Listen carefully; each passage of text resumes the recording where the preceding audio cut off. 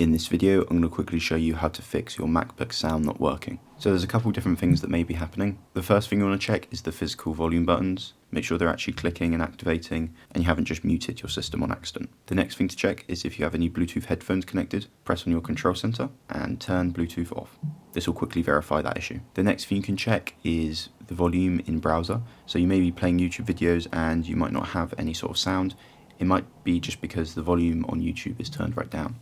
So to verify this, go to the volume on your YouTube video and just make sure it's turned right up. If it's still not working, then what we need to do is go into System Settings, go to Sound, and now under Output you should have your MacBook speakers here, so mine are MacBook Pro speakers.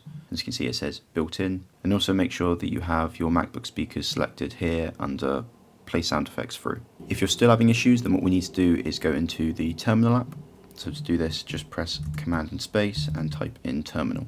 Press Enter to open this, and now type in sudo space kill space core audio D. Press return, put your password in, and then press enter again. And that will do a quick software restart on your audio driver.